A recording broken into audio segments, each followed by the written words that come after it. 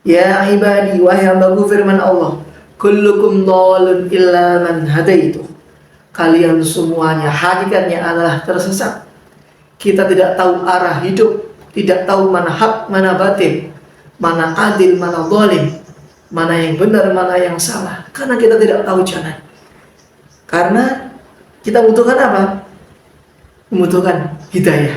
Maka Allah firmankan, fastahduni ahdikum, dan mintalah kepadaku hidayah, aku akan berikan kepada kalian hidayah. Jadi hadirin, hidayah itu cara mendapatkannya diminta. Hidayah tidak datang sendiri cuma-cuma. Hidayah dengan pengorbanan, dengan permintaan. Orang yang Allah berikan hidayah kepadanya, biasanya orang yang dalam hatinya ada kebaikan, yang istiqomah dia kerjakan. Kebaikan yang istiqomah meskipun kecil dikerjakan, menuntun seseorang untuk bisa mendapatkan hidayah. Assalamualaikum warahmatullahi wabarakatuh.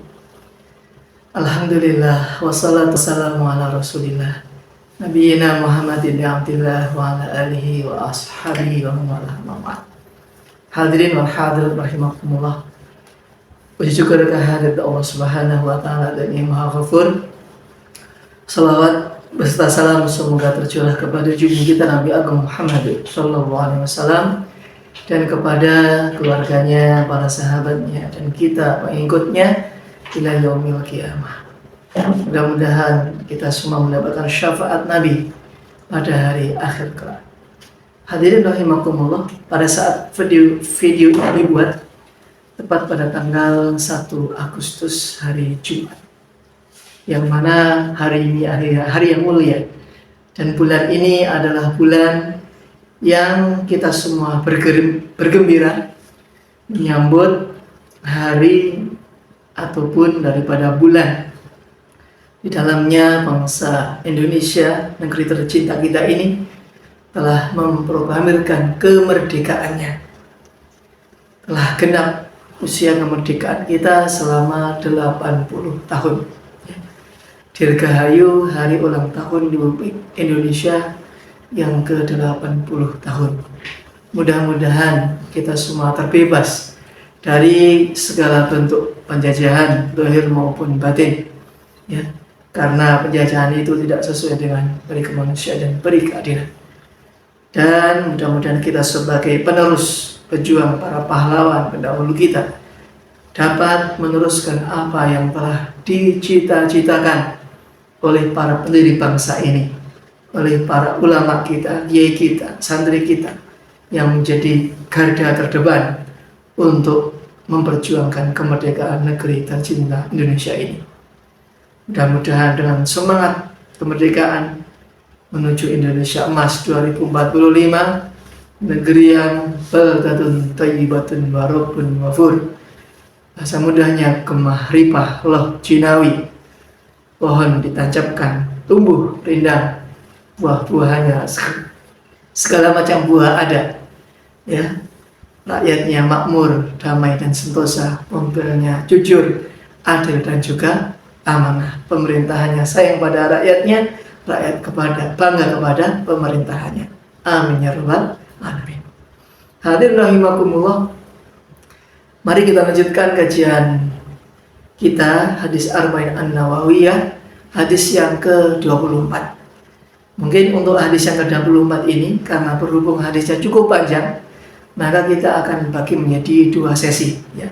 Ini sesi pertama hadis, dan insya Allah pada pertemuan selanjutnya adalah sesi yang kedua, supaya waktunya mencukupi dan tentunya video ini tidak terlalu panjang untuk bisa dikonsumsi, dinikmati oleh hadirin semuanya di tanah air maupun di luar negeri. Hadirin rahimakumullah, hadis ke-24. Bismillahirrahmanirrahim. An Abi Dzar Al-Ghifari radhiyallahu anhu. Diriwayatkan hadis dari sahabat Abu Dzar radhiyallahu taala anhu. Nabi sallallahu alaihi wasallam fima yarwihi an rabbih azza wa jalla annahu qala, bahwasanya Nabi Agung Muhammad sallallahu alaihi wasallam sebagaimana telah diriwayatkan. Ini hadis qudsi ya jamaah. Hadis qudsi adalah apa sabda Nabi yang redaksinya, maknanya dari Allah Subhanahu wa taala. Ada hadis nabawi, ada hadis qudsi. Hadis nabawi ini biasanya langsung mangkana seperti itu lafadznya. Sedangkan hadis qudsi ini teriring dengan kalimat ya ibadi, wahai hambaku. Hadis qudsi bisa kita sebut dengan hadis rabbani maupun hadis ilahi, ya. Hadis qudsi artinya adalah suci, tuhur. Hadis ilahi rabbani adalah hadis-hadis yang sumber dari Allah Subhanahu wa taala. Jadi kita perlu memahami di mana letak perbedaannya, dan disitulah ada hazanah keilmuan Islam. Jadi kita meskipun bukan seorang hadis, kita semakin memahami hadis. Jadi tidak bingung, loh ini firman Allah, tapi kenapa sebelumnya sabda Nabi? Oh ini berarti adalah hadis qudsi. Allah Subhanahu wa taala berfirman, ya ibadi, wahai hambaku. Kita semua adalah hamba Allah Subhanahu wa taala. Dan kita bukan hamba uang, bukan hamba jabatan, bukan hamba wanita, bukan hamba budak hawa nafsu, bukan pula hamba diri sendiri, bukan. Tapi kita adalah hamba Allah Subhanahu wa taala. Selayaknya seorang hamba, dia taat kepada tuannya. Kita taat pada Allah Subhanahu wa taala itu menjadi kewajiban kita. Dan sungguh tidak berhak seorang hamba ini menuntut hak atas apa kewajiban yang telah dia kerjakan. Toh Allah SWT pasti akan berikan apa yang telah kita kerjakan. Allah pasti akan berikan imbalannya. Allah pasti akan berikan maghfirahnya, kasih sayangnya, ya. Meskipun kita ikhlas karena Allah, Allah tentu menyediakan tempat yang baik, yakni surganya Allah. Inni haramtu dzulma ala nafsi. Sesungguhnya aku, firman Allah, ini telah mengharamkan kezaliman atas diriku sendiri. Dilarang dolim, no dolim. Kezaliman telah diharamkan oleh Allah Subhanahu wa taala. Ini sudah menjadi hukum Allah. Apa yang haram dikerjakan, dosa, mendapatkan azab Allah Subhanahu wa taala. Dimanapun, siapapun, apalagi seorang pemimpin. Seorang pemimpin, seorang bos yang memiliki anggota, yang memiliki karyawan. Hendaknya seorang pemimpin ini senantiasa berbuat adil kepada bawahannya. Karena pemimpin yang adil nanti di akhirat pada hari kiamat mendapatkan naungan arsy-Nya Allah, ya. Mendapatkan teteduhan, peneduh di saat orang lain ketakutan akan hari kiamat, kepanasan, bawahnya timah, atasnya sinar matahari, tenggelam oleh air keringatnya sendiri. Yang selamat di antaranya 7 orang golongan, yang selamat adalah pemimpin yang adil. Itu yang selamat. Jikalau antum semuanya ingin selamat, maka jadi pemimpin, jadilah pemimpin yang adil. Disayang rakyat, dicintai umat, dicintai oleh Allah Subhanahu wa taala, selamat dari adab hari kiamat. Wa ja'altuhu bainakum muharraman. Dan Allah telah menjadikan kezaliman ini adalah haram di antara kalian semuanya. Tidak boleh berbuat zalim. Apa itu zalim? Secara bahasa zalim adalah imkanu syai'in fi ghairi makani. Menempatkan sesuatu bukan pada tempatnya. Itu definisi mudah kezaliman.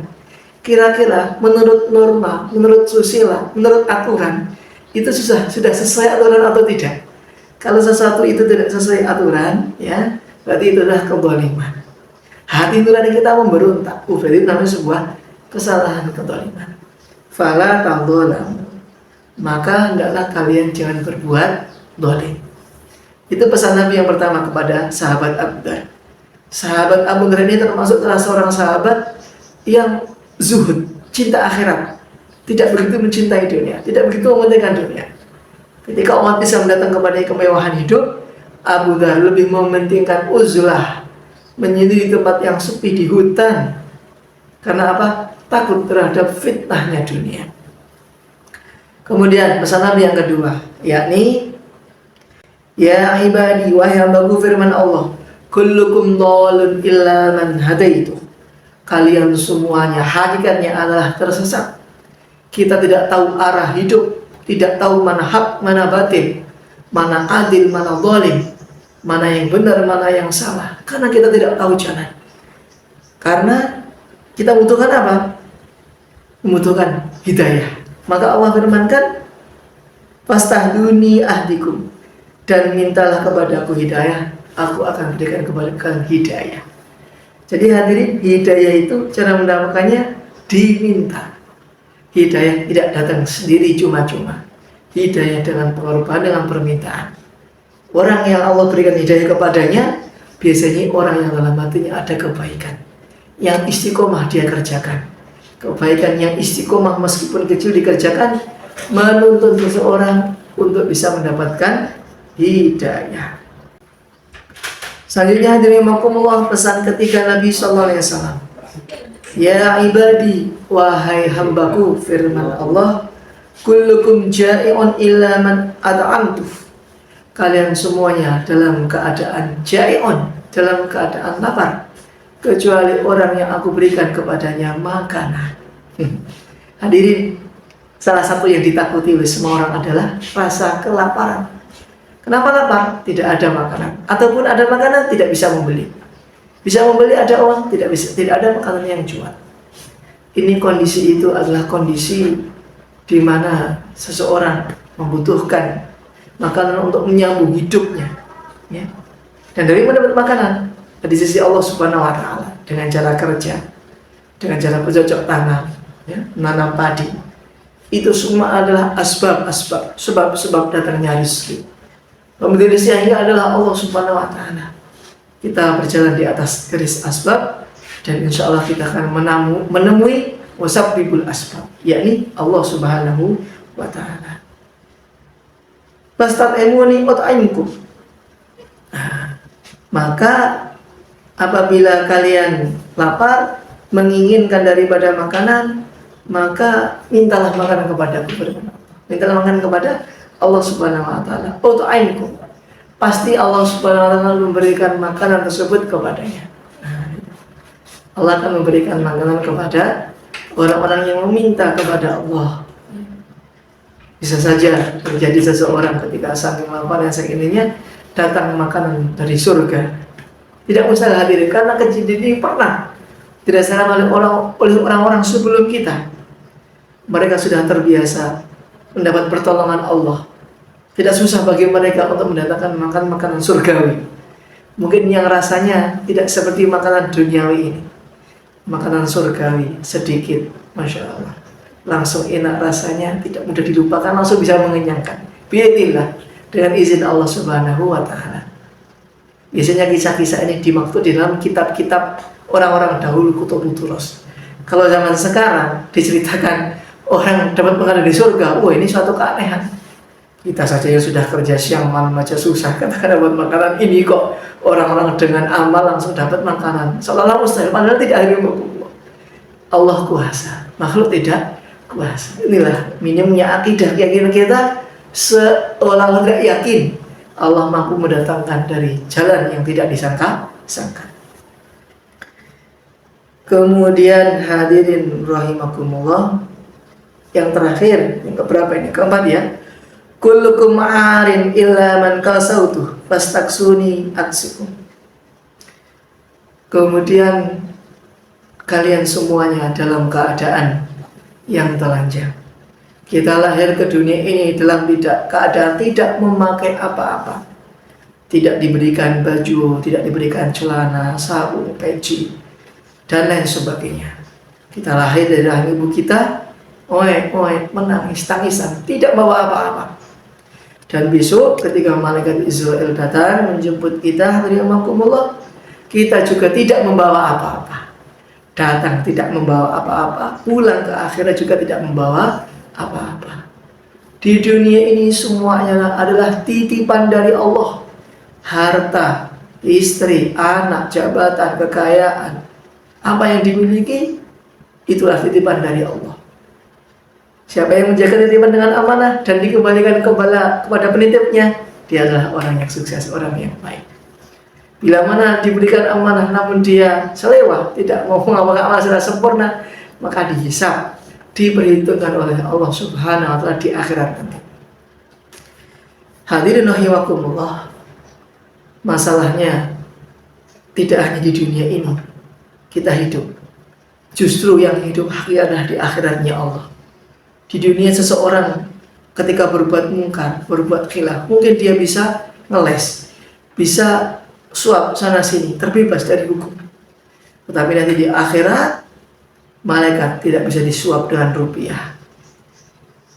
Dolar saja tidak bisa untuk menyuap malaikat, apalagi dengan nilai rupiah. Malaikat di sana akan bertanya halus kepada setiap mayit yang datang ini apabila orang tersebut mengamalkan amalan yang soleh ketika masih di dunia. Mudah-mudahan hadirin rahimakumullah, Allah berikan kepada kita semua umur yang panjang, amal yang soleh, ya, putra putri anak yang soleh dan solehah, berbakti kepada kedua orang tuanya, ya, melanjutkan cita-cita kita, keluarga yang sakinah, mawaddah, warahmah, harta yang bermanfaat, dan lain sebagainya. Kebaikan semua doa-doa kita. Karena itu sudah kufit, sudah cukup insya Allah apabila Allah sudah harta yang halal dan barokah, istri pendamping yang soleh dan solehah, anak-anak yang soleh dan solehah, sudah nikmat apalagi yang kita cari hadirin. Tugas kita adalah menyempurnakan perintah Allah Subhanahu wa Ta'ala. Nanti Allah akan sempurnakan seluruh kebutuhan kita. Amin ya rabbal alamin. Sekian hadirin rahimakumullah, ilal liqa, ma'asalamah, fastabiqul khairat. Jumpa lagi pada pertemuan mendatang insyaallah. Kita akan lanjutkan setengah hadis lagi dari kita, hadis yang ke-24 Arba'in Nawawiyah, hadis dari kitab Sahih Muslim. Mudah-mudahan besar manfaatnya. Ilahuna, wassalamualaikum warahmatullahi wabarakatuh.